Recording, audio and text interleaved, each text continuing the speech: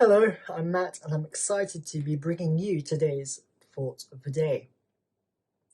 So, let me start off with a story that happened very recently, perhaps too recently, about me and a chair. So, after a day's work, I came up to this room here and I decided to sit down in this chair to unwind as you do. Got my iPad out, started looking through different things, watching some videos on YouTube, browsing through Facebook, Instagram, seeing what's up with the world. And as I was relaxing, I decided to lean back. And as I leant, before I knew it, with a loud crash and tumble, I found myself on the floor, shouting downstairs to the other people in the house, just saying that I am okay and the house is okay as well. I didn't break anything, promise. And everything was okay. So I talk about this story because sometimes there are things in life which feel like they break out from underneath us. We put our trust in something and we find ourselves on the floor shouting, trying to reconcile the situation, trying to make sense of what's just happened, and amongst being flustered and amongst being confused and perhaps maybe even embarrassed, we're trying to piece together the situation again.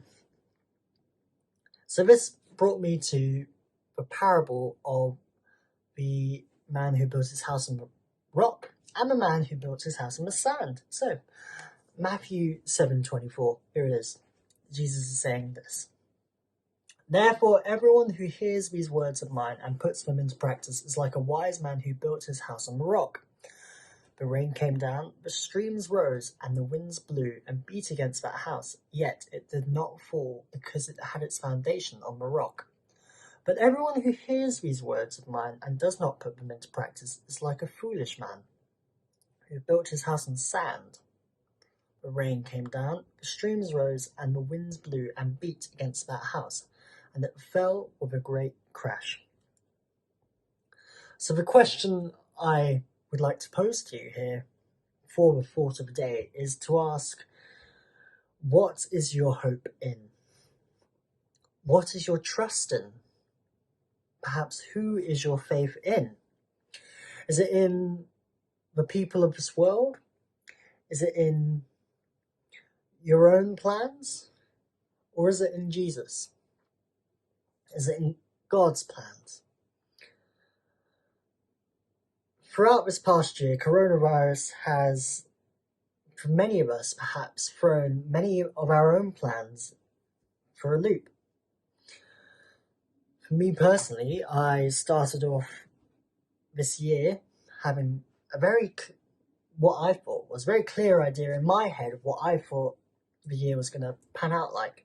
And then obviously the pandemic happened, and then all that was thrown out the window. And before I knew it, I found my plans had just been ripped up and thrown away, and I didn't know what to do. But then what it made me have to do was step back and think, were these plans my plans, or were they God's plans? Now that's something to discern. I went through a process in which I discussed with family, friends, and people I trusted on where they felt and I felt God was leading me. And eventually, once I felt like I was able to recapture what I felt God was saying to me in terms of where He was calling me and wanted me to do, I was able to come back on track. And it made a lot of sense. I remember that epiphany moment where I realized that it just felt right, and I'd come back to the core of what God was calling me to do. It felt like I come from a place where I didn't have any footing, and came back to a place of security, of knowing that, of being confident, of knowing where God was calling me. So, what is your trust in? Who is your trust in?